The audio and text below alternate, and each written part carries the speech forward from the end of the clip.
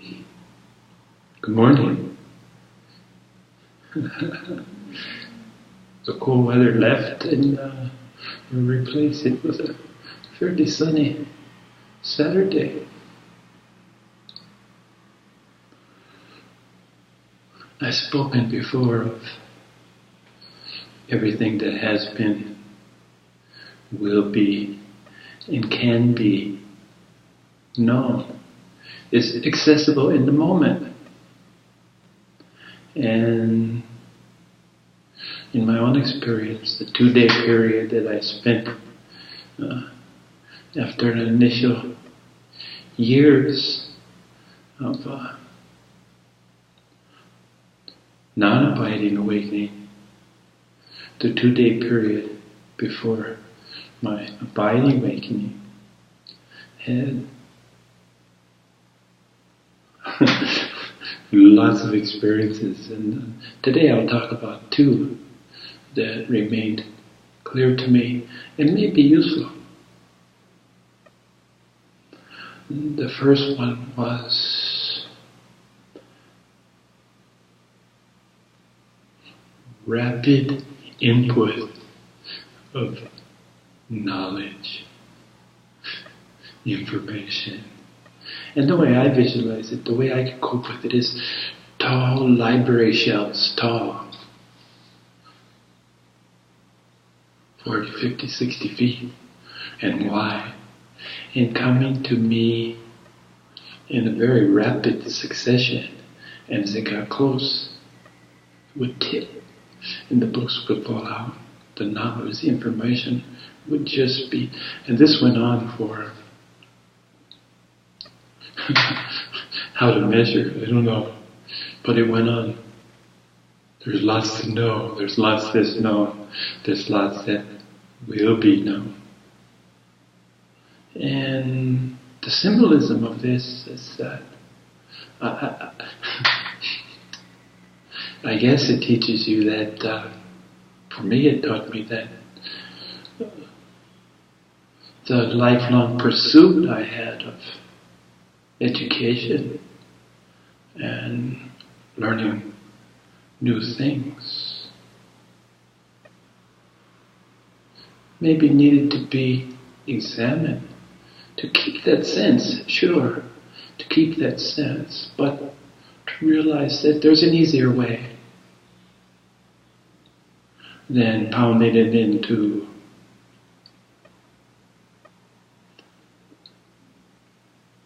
your gray matter. And that's tuning in to where the information is always accessible.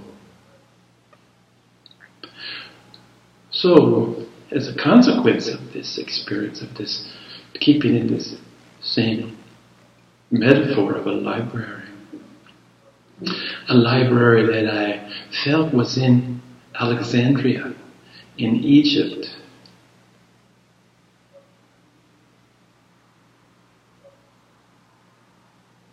This library that I was experiencing, this way of storing and sorting, categorizing information and knowledge. And part of the lesson was, I think, with the overwhelming amount of information, it was to look for the wisdom within. Because after all, accumulation of knowledge is not as useful as accumulating knowledge for the sense of just accumulating knowledge is not nearly as useful on our spiritual pursuits as mining or finding the nuggets. And the nuggets would be wisdom. Come inside the vast storage of knowledge was wisdom. And wisdom is something that you have to seek out. It just doesn't come naturally. So here we have this library in Alexandria, and why I visualize it in this way, I don't know. Maybe I've read about great libraries of the past. Maybe I've read about some of the libraries' accumulation of knowledge that was so-called lost, and the great tragedy of losing this information, when I was reassured and shown that knowledge isn't going anywhere. But essentially, it's more useful when it's a stepping stone to wisdom.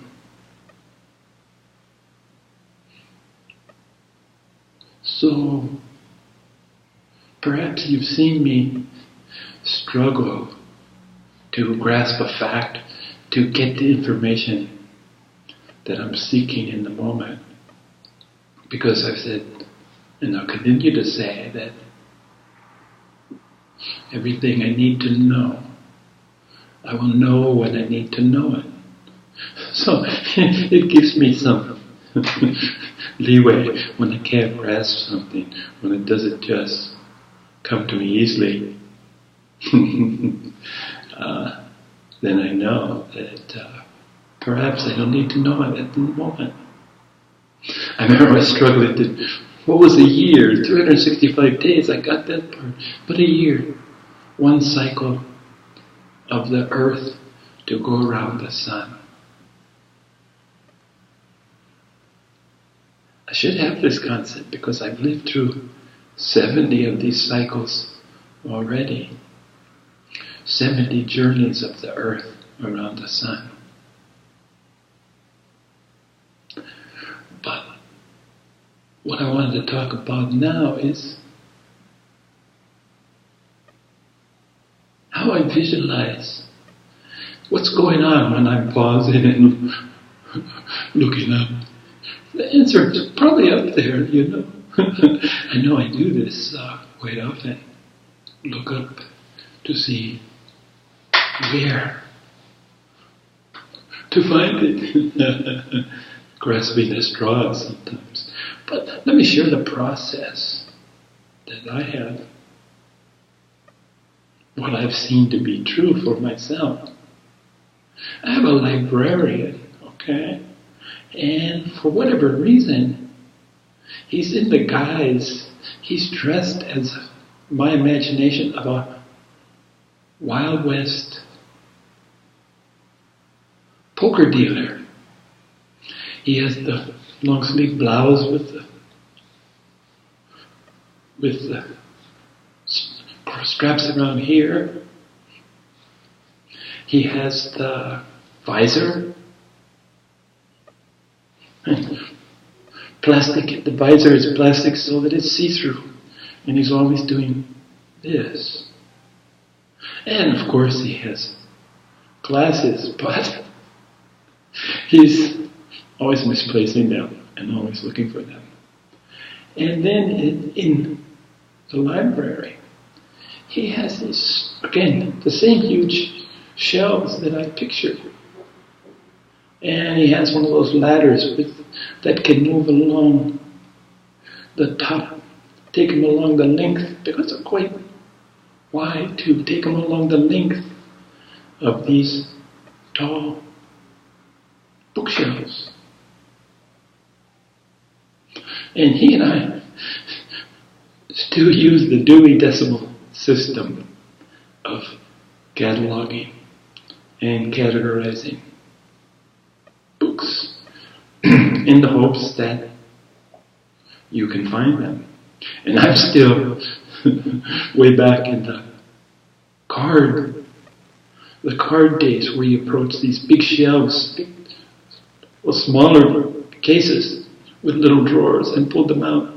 And they were full of 3 by 5 cards with lists of the Dewey Decimal System to help you find books. My system isn't even computerized yet. Probably a result of me being a baby boomer rather than a millennial. I'm sure the millennial wouldn't have patience with my old system. But it's up to the librarian. If he wants to get modern, more power to him. But I doubt that'll happen. Anybody that's dressed as a old-time poker dealer, dealing with gamblers, and he's still wearing a costume from the 1800s, well, maybe there's not much room for it.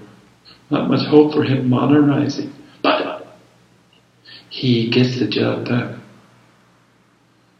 But it's time-consuming, and I'm a little more selective of what I have him spending his valuable time searching and finding and accessing. Now, whereas my first experience with the inflow of information was external, and I saw it in the library.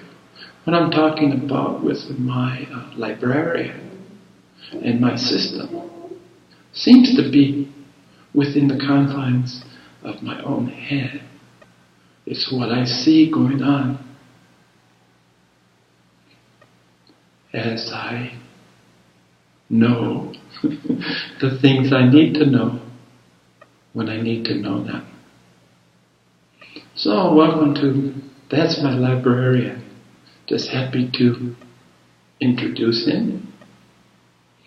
I wanted you to understand his limitations, hence my limitations, of how effectively, how well I'm able to access the available information in the moment.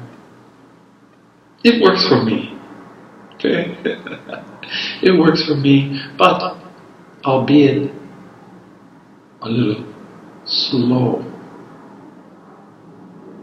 But the last part of my statement, when I need to know it, is what I look to as my litmus or my guide.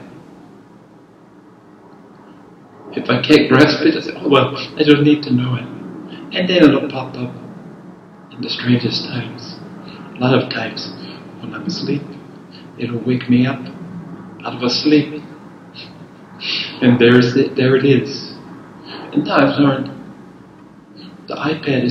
my iPad is right next to me. And with these things pop in my head, it does wake me up. So I write them down because going back to sleep saying, I'll remember that, hasn't served me too well. So I do. And in the mornings when I review it, just like dreams, I review my dreams. Sometimes they seem so pertinent, so meaningful. And when you're in the light of day, maybe they're less than useful. But I have found that doing these videos, that this habit has served me well. Because it directs me towards, it has been directing me towards the next. And the next experience I wanted to show was about being shown my past lives, reincarnation. And I want to share with you that how casual this was. The experience for me was very casual.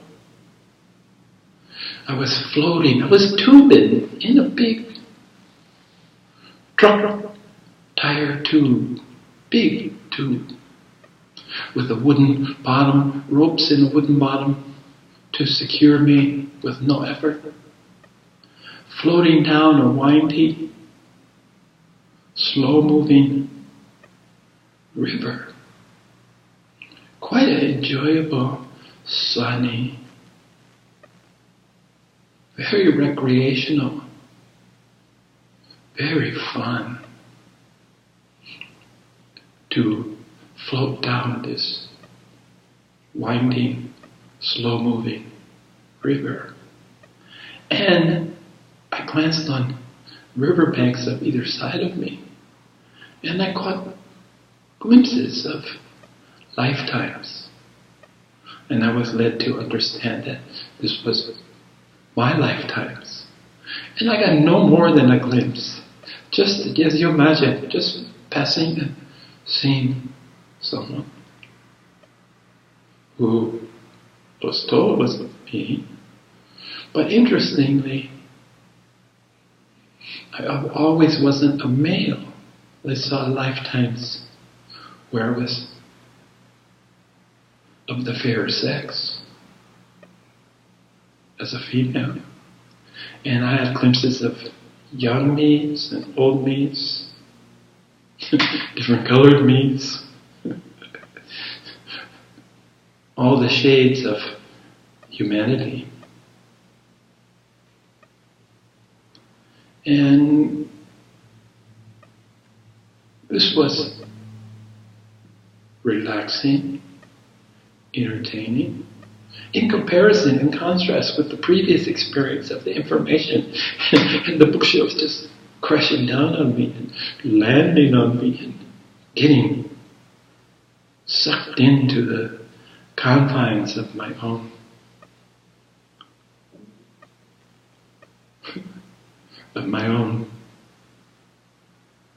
brain was quite daunting task. And I was breathing very well. I was frantic because it came in rapid successions until I got the point. And the point was, there's always more. Had enough, there's always more. Now, then this experience of tubing, floating down the river, getting glimpses of lifetimes, was pleasant and useful in its own way. And this went on for hours or days. I don't know again how to measure when you're in this state. Remember, I'm sitting for meditation, sitting in my meditation chair, probably listening to meditation music, because I do like to have music when I'm in meditation. There's magic in sound. And so I meditate with selected music, my meditation music, that lends itself to the state of mind that meditation brings me to.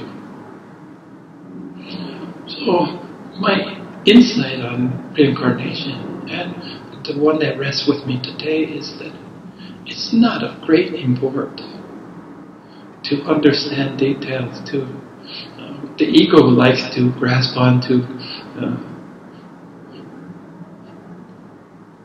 you were some bonny prince in Scotland, or some high official in a court in ancient China. It's all ego stuff. So the mechanics of reincarnation, the details of reincarnation, were of little interest, even when it was my own. What I was being shown is that there were a lot of them. And what was being suggested is maybe I've had enough. Maybe I'm starting to get what I was here to learn in the first place. All those tens of thousands of lifetimes ago. So, in my experience, these were sequential events. First, the information, and second, the adventure of seeing, being shown past lives. But the commonality, what pulled these together was that it was on my path to awakening, to lifting the veil, to experience all-encompassing, non-divisive, non-separate being that we all are. So that was the commonality. But there was another commonality. I've always been a bit of a history buff. I love histories. But I'm more interested in cycles and more interested in macro. I've always been a big picture guy versus a micro or small picture guy. Trends, cycles, evolution of history. And as my great friend Kate once pointed out to me, why is it history, his story? What about her story? She was a feminist and brilliant mind, and she was very interested in her story instead of history, his story. Yeah, so even that, again, must be careful of using words that include instead of exclude. His story has always implied that the male's role in things was more important. You know, a cursory glimpse of history, it seems like there's a lot of fighting going on. And this is essentially a masculine thing. But at the same time, some energy, some force was responsible for moving males from their cave to a life that could sustain a family, protected from the elements, offering security from the threats of life. And I believe that this was the feminine, with the female participation in the evolution that we call history.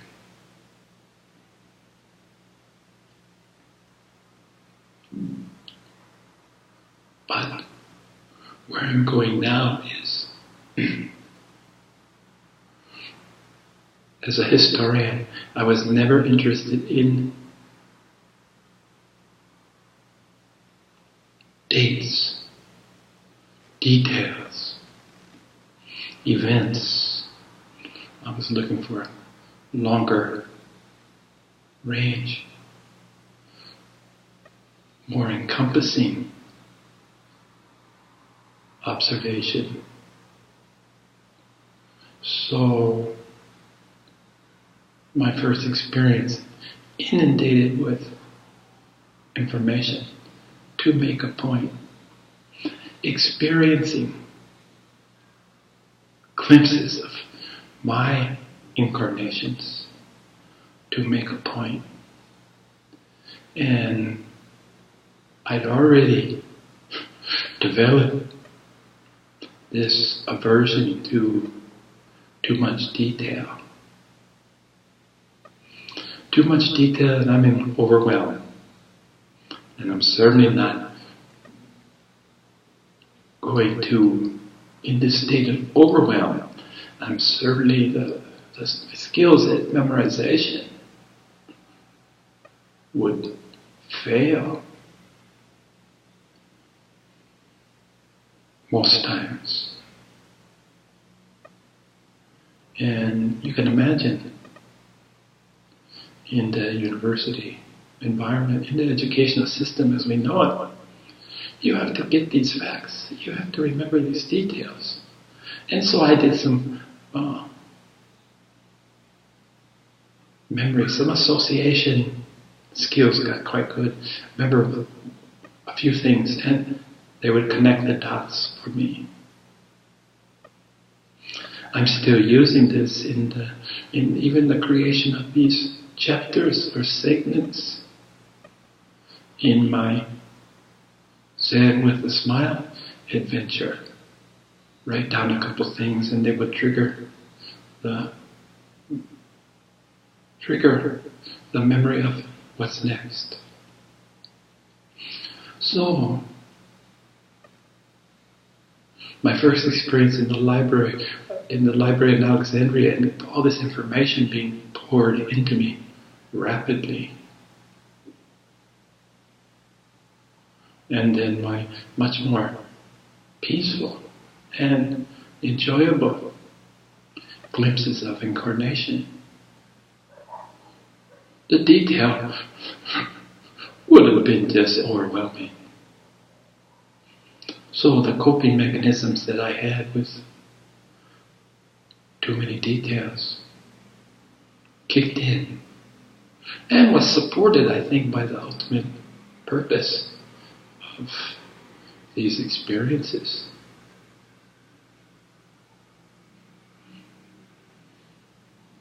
The information is available,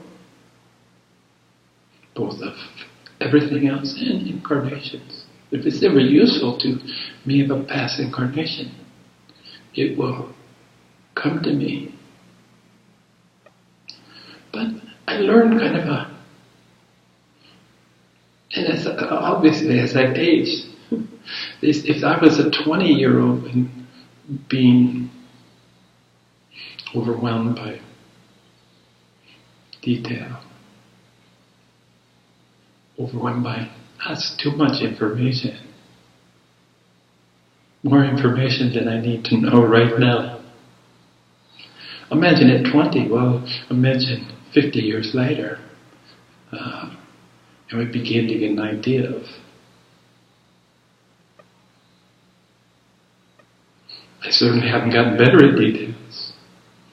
And at one point I learned something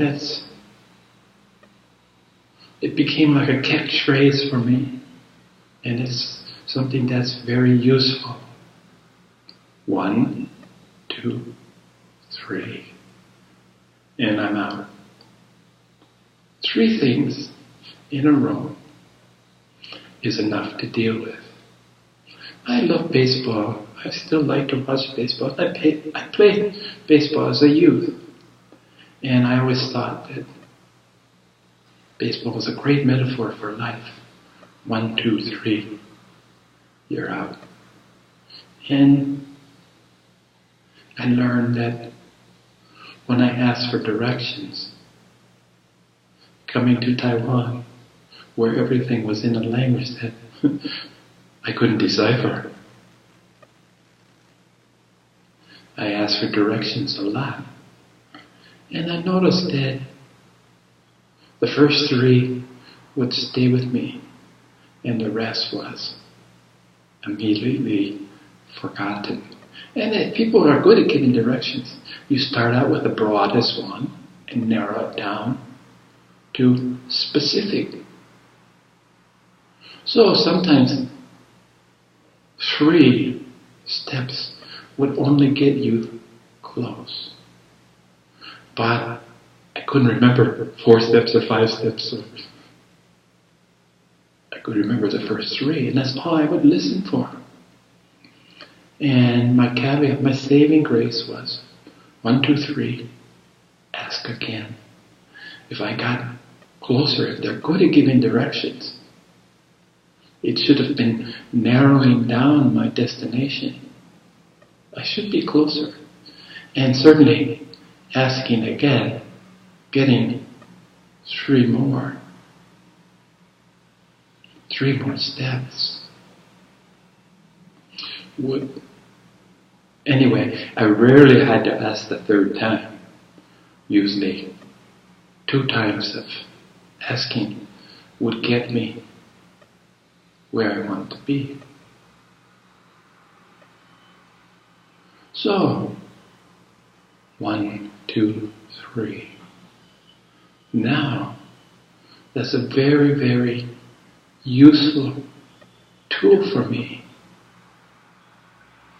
because it describes my limitations. And I've learned to use these. Self-deprecation. Telling people, hey, sorry, but I'm limited to 3 steps. Anything after that is just too much trouble to process. I have other things that I'm processing that seem to have more value for me at this current time.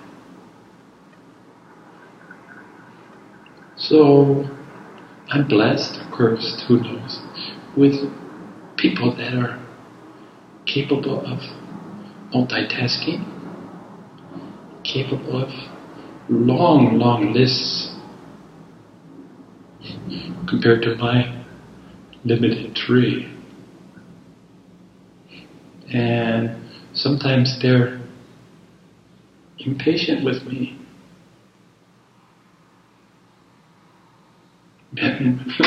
Maybe most times. Yeah. But like everything else, I don't take it personally. And I will be quite open and express, hey, 1, 2, 3, and I'm out.